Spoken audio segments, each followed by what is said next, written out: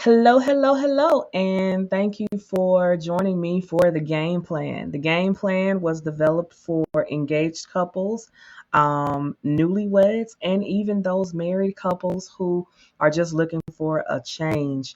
And I am glad you are here, glad you have decided to be intentional about your relationship. And we are going to go ahead and get started. So, a little bit about me. My name is Melanie Preston. I am a licensed mental health clinician and also the relationship architect.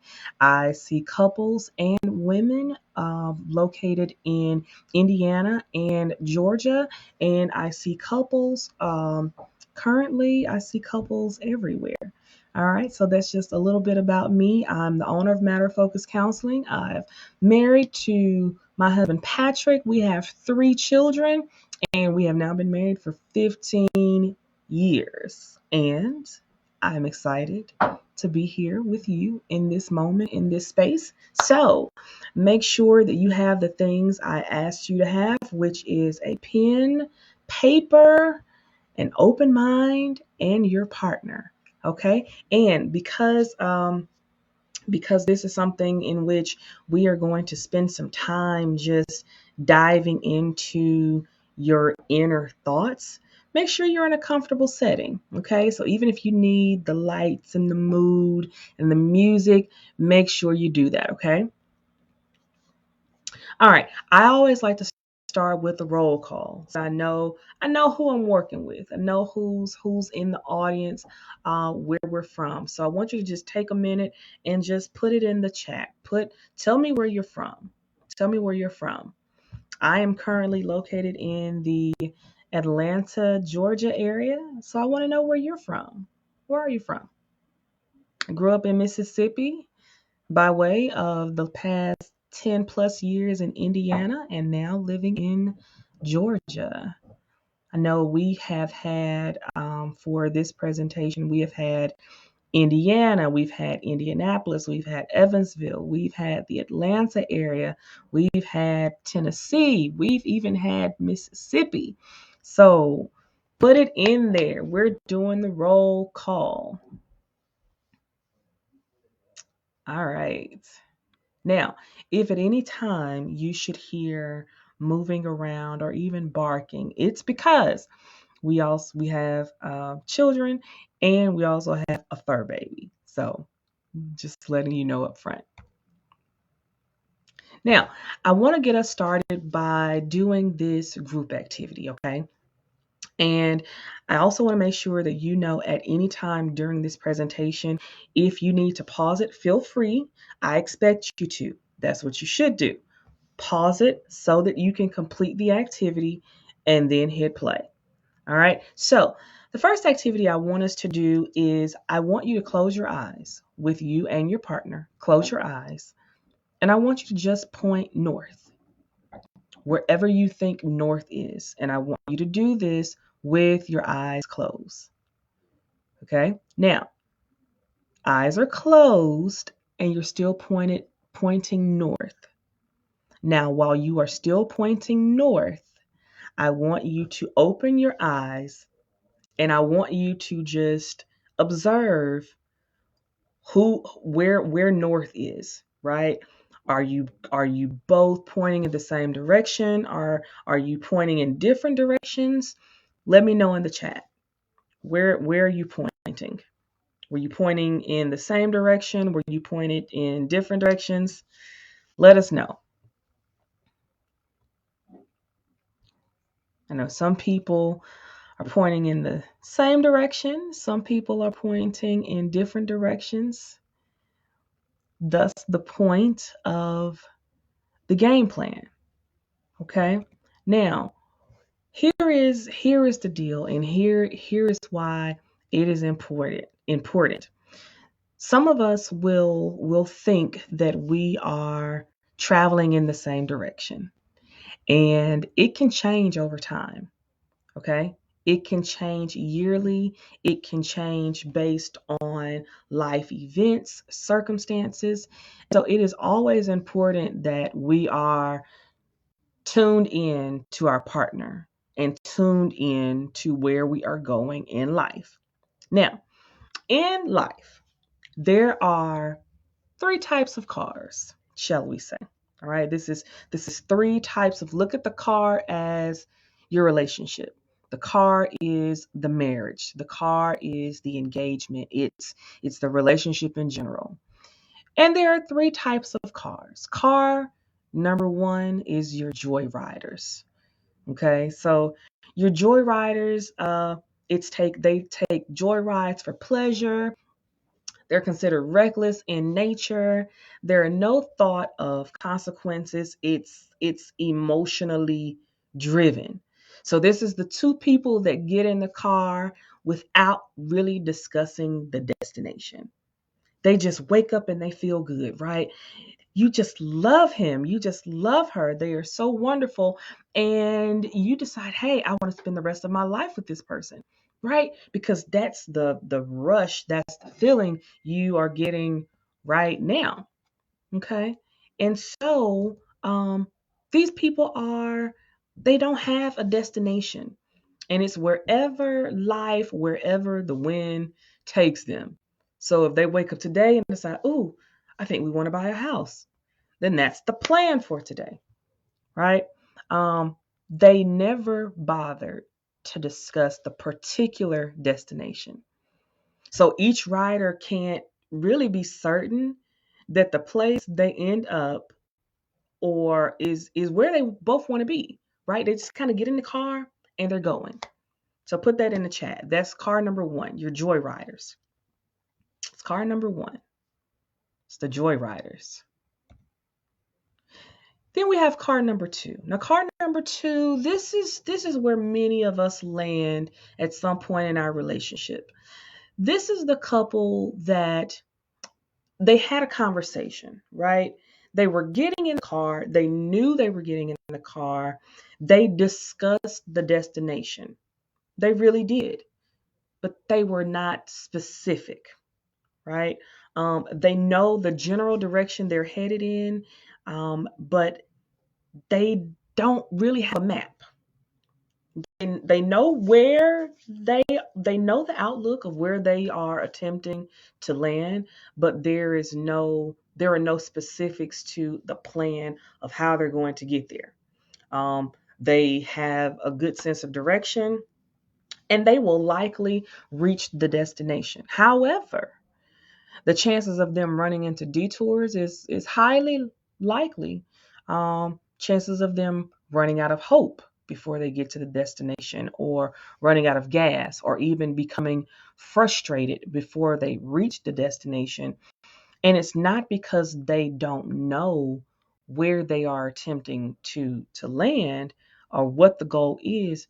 They just didn't do the work of really defining the destination and how to get to said destination. All right, so that's car number two. Now, car number three, this is utopia. This is where we want to land at some point within our relationship. Um, Car number three, this is the type car we want to be in. They have discussed and determined the destination. They have even plotted a course to arrive in the shortest amount of time and even assessed what the road and the weather conditions were so that they could slow down their travel time, right? So even in think of this as actually getting into a car and taking a trip. Um, my husband in particular is very good about checking the road conditions before we leave. As we are planning and plotting for the trip, he's checking the weather of where we're going and he's checking road conditions, right? We're making sure that we pack the right way. If it's cold weather, making sure that we have heavy clothes. If it's hot weather, making sure that we have shorts and t-shirts. If there are traffic jams, he's looking and we're talking about this to make sure that we have a specific plan to get to our destination in the shortest amount of time possible, right? So those are the three cars. Now, I want you to take a minute, and you may want to pause right here, but I want you to take a minute, determine which car are you.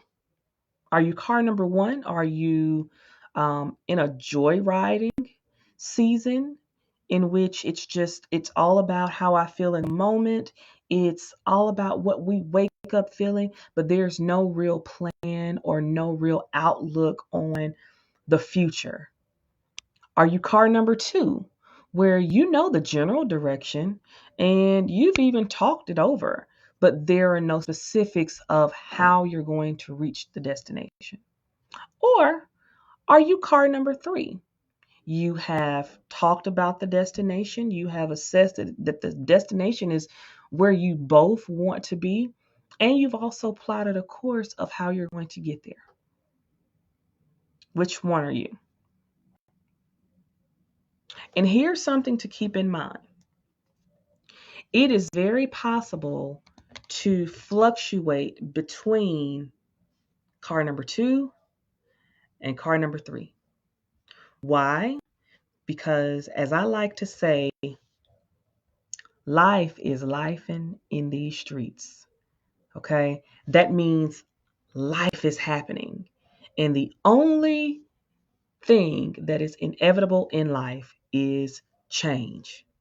So it could be that you're a car number three at the beginning of this year, but life starts lifing, whether it's a new baby or becoming empty nesters, getting a job promotion, losing a job, losing a loved one, taking in an elderly parent, taking in an adult kid. Anything that produces change causes us to pivot, which means that even though we may have had a goal, we may have been car number three, but somewhere along the way, we fluctuate and we flip back to car two because something about the trajectory of our goals has changed. And we made an assumption that we were still traveling the same course without talking to each other. So, my advice is to do this exercise once per year at the beginning of the year or every 6 months. Okay? Because things changed. Early on in our marriage, I used to like flowers. I liked roses. As we were married for some time, I realized I didn't like roses anymore because they stink and I don't have a green thumb. Okay? So, make sure that you are staying in tune. So, if my husband were not staying in tune and being intentional, he would have assumed that because he knows me so well, he could continue to buy me flowers and I would be just as excited as I would be if he planned to take me on a trip. Okay? So make sure, and here's the thing, even if he were to buy me flowers, I would like them. I would appreciate them, but would I appreciate it as much as a trip? No, because my love language has changed. So make sure that you are remaining intentional about staying aware of your partner's love languages. All right? Because that will go a long way as you are attempting to pivot and shift when it comes to your goals. All right? Now, I love this quote: vision, especially clear vision, doesn't happen overnight. I want to be very clear that today, tonight, whenever you are viewing this, it is a step in the process. Okay. This exercise is not something that you will finish, you will complete, and all of a sudden things will just be great. No, this is a step in the process. And it is a process that you keep reviewing at least once per year. Now, before we can move forward, it's always good to take a look back. And so there are 5 questions I want you to think on and write on. And again, this is one of those areas in which if you need to pause, please do so. and write down your answers. These are questions I want you to reflect on alone. All right. So question number 1. What lessons have you learned this past year personally and together? What lessons have you learned this past year personally and together as a couple? So, what are some of the things you have learned personally? You've learned about yourself, you've learned about the way you operate, the way you think. And what are some things you have learned? What are some lessons you have learned as a couple? Number 2, which lessons are you most grateful for? Number 3, if given the chance, what would you do differently in the future? Number 4, if given the chance, what would you do more of? And number 5, can you forgive yourself and make peace with whatever the answers are to the above questions and release the past? All right, so I want you to pause right here and answer these questions. Okay, now, after you have written the answers to these questions, I want you to really think about this, because sometimes we can have goals, we can have expectations, but we are so bound by our own mistakes, our own lessons, those regrets we have about the past, that we don't even give ourselves the opportunity to have great expectation in the future. Okay, so that question number 5 is very important. Can you forgive yourself as a spouse, as a mate? Can you forgive your partner for things that have happened in the past? It's hard to move forward if we're always beating ourselves up about the past, or if we have a partner that's always beating us up about the past anytime they get. So here's where I need you to make a pact that you're willing to leave the past in the past, make peace with it, learn from it, and then move forward. Are you ready? Now, I dare you. I dare you to dream big. I dare you to visualize a future with your partner that doesn't have limits. So the challenge is dream big. Keep that paper out, keep that pen out, and I want you to start visualizing goals, expectations you have for your marriage, right? Whether they are individual goals or collective goals. And I need you to process these and write them down in a positive manner, right? So, in other words, instead of saying, um, I would, I will hope that we argue less.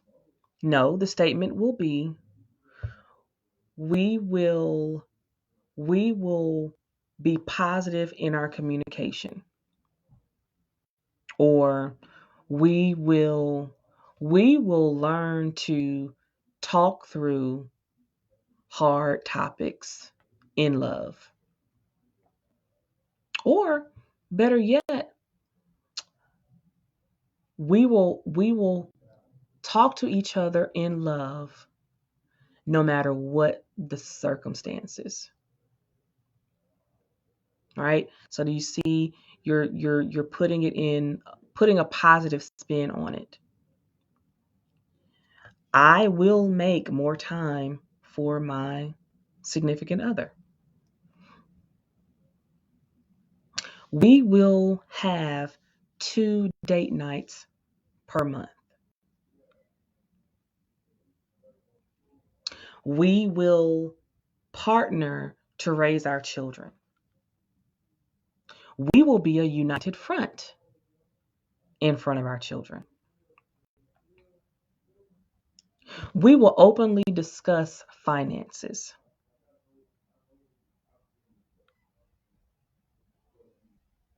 Okay? All right. So feel free to pause here and take some time to write down your thoughts.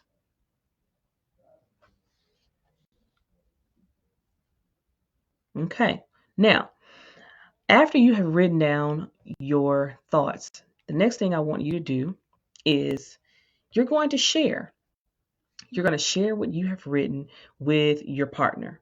All right. Now, partner, as you are listening to what your significant other has written, if it's something you also wrote down, I want you to just put a quick check mark by it. If it's something you didn't write down, however, you think, that's a good one, then I want you to just make a note of it. Now, after you have shared your list, you're going to merge them. So the things that you both wrote down, that will become your shared vision statement for your relationship. Okay? And I would even encourage you, even once this activity is completed, type it out, paint it, create an actual vision board for it. But put it somewhere in your house, maybe even in a pretty frame where you can see what your goals are. What is your vision statement for your marriage, for your relationship? Okay? Now, usually there's a lot more time spent on this because as I stated, this activity is a step in the right direction. It is a step in learning to really assess where you are in the relationship. Number one, it is not an assignment, it is not a task you will finish in the course of this video. It may be that you're writing things and it takes you the course of a week to really process and determine, hey, what are my goals? What are my expectations from this relationship? And being able to share those with your partner. What I would suggest is that you do find a time that you schedule a meeting with your partner so that you can go through and you can share. You can share those things, okay? Because you want to be able to finish. You want to be able to finish the assignment. Now, if you are interested in working a little deeper and more thoroughly through this, feel free to reach out to me at matterofocuscounseling.com. Like I said, I mainly work with couples and women. So I would love to help you continue processing this. And until next time, have a great evening.